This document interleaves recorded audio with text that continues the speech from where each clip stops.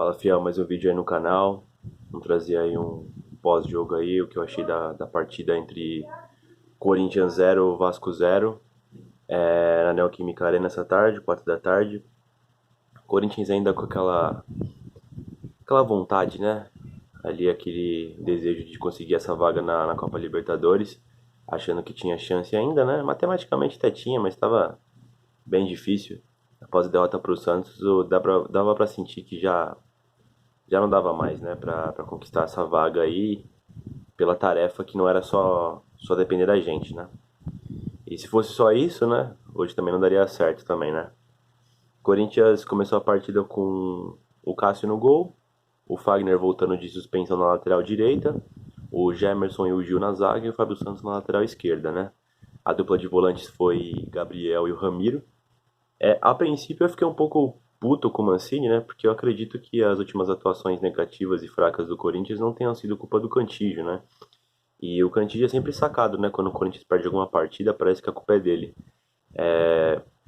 Contra o Santos, que foi uma partida ridícula do Corinthians, eu acredito que por não ter o Fagner para fazer aquelas jogadas e tal, de enfiada que o Cantillo fazia ali com o Gustavo, o Michel não faz essas jogadas, né? O Michel na verdade não faz nada, né? Ele só joga ali na lateral mesmo. E o Cantígio também, o Santos marcava pressão em cima do Cantígio ali pra tomar a bola dele, então tipo, ele ficava um pouco obsoleto no time, e essa jogada que é a mais manjada e a melhor jogada do Corinthians ficou obsoleta, né? Mas enfim, no meio da partida depois eu entendi por que o Mancini colocou o Ramiro, vou explicar daqui a pouco. Aí ele colocou o Arauz na meia, eu pensava que o Casares já ia iniciar como titular, não pelo Arauz ser muito ruim, não é nada do tipo, é que o Casares ele é mais inteligente que os outros jogadores do Corinthians, né? Na ponta direita o Gustavo Silva, na ponta esquerda o Vital e na frente o Léo Natel, né? O Corinthians começou a partida tocando bola, né? E queria até fazer um destaque sobre isso, né? Os últimos times do Corinthians, né? Tipo, do próprio Carille do ano passado, né? Depois com o Thiago Nunes e depois com o Coelho. Tem uma coisa com o Mancini que esses outros times não tinham, né? Que é a questão de, tipo assim, eu sinto que o Corinthians tá com 11 jogadores em campo, sabe? Quando o Jô não joga, por exemplo. Porque tem opção de passe, os caras aparecem, tipo, hoje mesmo não faltou vontade, os caras chegam junto, estão tentando marcar, estão se esforçando. Então, tipo, isso é uma coisa boa, sabe? O Corinthians, a principal jogada dele hoje no primeiro tempo era uma combinação de tabelinhas rápidas ali com o Ramiro, o Fagner e o Gustavo. Então foi assim que a gente acabou chegando raríssimas vezes no primeiro tempo no gol do Vasco, né? O Vasco também lá atrás, com medo de sair também, o Vasco tá brigando pra não cair, né? E aliás, não matematicamente, mas praticamente tá rebaixado já, né? Os caras saíram chorando. Vou chegar nessa parte ainda, mas o Corinthians com as tabelas ali, mas era tudo muito forçado, sabe? Não tinha nenhum lampejo assim de uma coisa mais fora da caixinha, sabe? Uma coisa inteligente ali, um chute de fora da área, uma tentativa de jogada individual, você não via um passe em profundidade, era mais na tabela ali, na força física. E pelo lado direito, né? O Mancini optou pelo Ramiro, que ele ficou. Até quando o Corinthians tinha a bola, parecia até um 4-1, 4-1, né? Saiu do 4-2-3-1, porque o Ramiro subia bastante ali na linha de meias do Corinthians, né? Pra tentar as jogadas e tudo mais. Mas faltava essa tomada de decisão, né? Tem até um lance bem ridículo do Léo Natel no primeiro tempo, o Corinthians parte no contra-ataque depois de um escanteio do Vasco. Eu acho que ficou 5 contra 3 ou contra 2 do Vasco. O Léo Natel domina, era só rolar pra trás, acho que era o Vital, o Arauz chegando pra bater. Ele escolheu a pior decisão possível, tentou finalizar e errou, chutou longe pra caramba, né? Então você vê que, assim, em questão do Mancini, com as peças que ele tem, o que ele podia montar, eu acredito que ele é o menos culpado. A gente às vezes faz algumas críticas pontuais nele, algumas substituições que às vezes eu não concordo que ele poderia fazer. Às vezes eu acho que ele mata a própria ideia que ele está tentando colocar em campo. Mas em questão dos 11 iniciais, geralmente as ideias dele são boas, sabe? Se o time tá bem postado ali no campo, tem opção de passe e tudo mais, mas as decisões são ridículas, né? E a falta de técnica também fica clara, né? O meio-campo, em questão de criatividade, sem o Casares, é uma coisa ridícula, né? A parte criativa praticamente não existe do Corinthians, né? É só na competitividade, né? chegando junto, tentando subir em bloco, né? É, O Vasco não ofereceu perigo nenhum, o Vasco brigando para não cair, tentava um lançamento, um chutão, mas a maior parte do tempo ficava no contra-ataque, que era fraco também. No metade do primeiro tempo, mais ou menos, o Gustavo Silva sentiu a coxa, e aí o Mancini foi obrigado a colocar o Gabriel Pereira no lugar dele. O Gabriel Pereira tem um drible fácil, né? Ele joga bem esse menino, acho que ele tem potencial. No finalzinho do primeiro tempo, o Fagner também sentiu, parece que era virilha, alguma coisa assim, o que já preocupa a gente, né? Ele conseguiu segurar até o final do primeiro tempo, mas já voltando do segundo tempo, para nosso desespero, né? Tirou nosso melhor jogador e acabou entrando o Michel, né? Por lesão. E aí, tudo que eu falei no primeiro tempo das tabelinhas ali na lateral praticamente morre, né? Porque o Michel, ele fica mais, né, na parte defensiva. Não tem a qualidade do Fagner, aliás, tipo, no mercado só deve ter o Fagner mesmo nessa lateral, por isso que a reclamação é forte no Michel. Porque o Fagner defende muito bem, né? Ele aparece, tem o passe, tem o drible, ele é um ótimo jogador, né? Então, quando a gente perde ele, é praticamente nosso craque, né? Quando a gente perde ele, perde muita coisa, né? Então as jogadas ali pela ponta acabaram desaparecendo, não tinha mais nada acontecendo. O Ramiro até tentava fazer umas jogadas mais inteligentes ali com o Michel, mas ele não acompanhava o raciocínio. Pode ser também a questão de não ter ali o entrosamento, mas eu acredito que seja mais a parte técnica, sabe? As jogadas mais difíceis os caras combinam mais com o Fagner, né? O Mancini tirou o Arauz e colocou o Casares para dar um pouco de inteligência nesse meio campo, né? O que a princípio parecia que estava dando certo. O Casares tentava virar umas bolas, tentava fazer umas tabelas com o próprio Ramiro. Teve uma boa tabela que o Ramiro chegou finalizando ali na grande área, já que ele fez uma tabela com o Casares devolveu, ele passou para finalizar. Mas nada muito perigoso. Acredito que no segundo tempo, como voltou do segundo, não tinha nada para agregar, não aconteceu muita coisa, né? O lado mais forte acabou ficando até com o lado esquerdo do Corinthians, que o Fábio Santos começou a subir mais, fazer algumas jogadas com o Matheus Vital, né? Depois o Mancini acabou tirando o Léo Natel, aquela substituição que ele sempre faz, e colocou o Jô, né? Que a bola tava rondando. E aí, cara, é aquela coisa, né? Por uma questão de característica, ao ponto que você tira o Léo Natel, sim, você vai ter uma figura diária ali. Mas em questão de velocidade, o Léo Natel era importante. Talvez a gente pode reclamar da questão de inteligência dele, que ele é meio burro, né? Mas ele ali teve uma jogada que o Casares virou tipo, num arco muito bonito, a bola até pelo chão, que o Jô não consegue acompanhar, né? Não tem mais conseguido entregar isso que ele tinha de ponto forte, que era a explosão ali física, né? No último terço para poder fazer os gols. E ele não consegue entregar esse tipo de coisa, né? Então o Corinthians fica mais obsoleto ainda no ataque, né? Mesmo com o Casares ali com um polo de inteligência. O Casares ali é muito acima da média em comparação com os nossos outros meias ali. Você vê ali uma claridade, uma lucidez nos toques dele. Mas aí o entorno não ajuda também, né? Os caras são muito limitados, muito burro, né? Tomada de decisão quase sempre são erradas ali dos jogadores do Corinthians, sabe? Tanto em questão de dominar, ou chutar, ou partir em progressão, o toque por trás, de lado. O Michel teve uma hora que ele passou sozinho e ele voltou a bola toda errada, tá ligado? Estragou uma ótima jogada, que ele subiu, né, milagrosamente. O Vasco também é muito limitado, os caras do Vasco estavam com o emocional abalado, né? Mesmo jogando com muita vontade, você vê que o time do Vasco é muito fraco. E pra você ver o quão fraco ele é, parece até que o do Corinthians tem o que extrair ali, né, ali na frente, né? Então, pra você ver a situação dos times, né? Teve algumas jogadas também que é questão de característica, né? E por isso que eu falo que a tomada de decisão é importante nesses momentos, né? Tem muitas jogadas que deram certo contra até o próprio Atlético Paranaense, contra o Fluminense até. Outras partidas que o Corinthians venceu, acho que o Sport. O Casares ele dava o passe, tipo, voltava da esquerda para ele e virava rápido o jogo, né, para direita. E o Gustavo, por ele ser destro, até na direita, ele já arrumava para poder bater, né?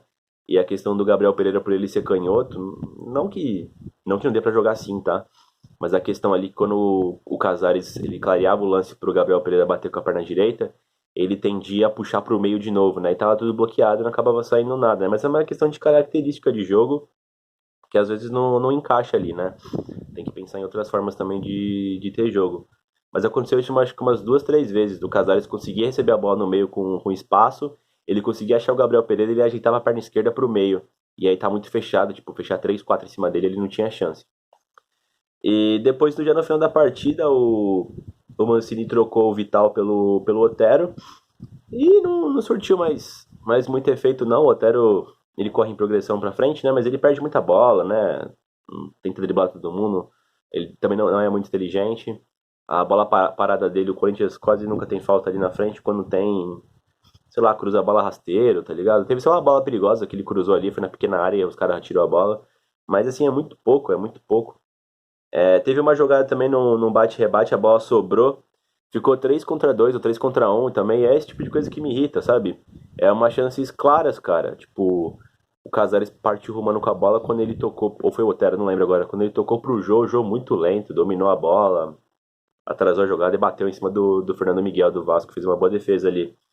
Mas esse tipo de jogada é uma jogada que você consegue a vitória. E, tipo, eu não consigo culpar o Mancini por isso ali, com os jogadores que ele tinha. As coisas estavam acontecendo até o terço final do campo ali.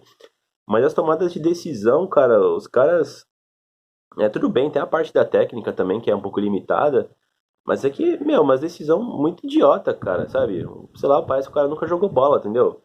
O Jô mesmo ali, o Lanatel, sabe? É umas coisas assim lamentáveis, cara. Não dá pra conseguir alguma coisa, não tem dedo do técnico, não existe mancinismo, se os caras também não conseguir fazer, né, o que estão pedindo pra ele fazer, né? Aí é foda, né? Nessa semana aí também teve a questão do Walter sair do Corinthians e tal, né?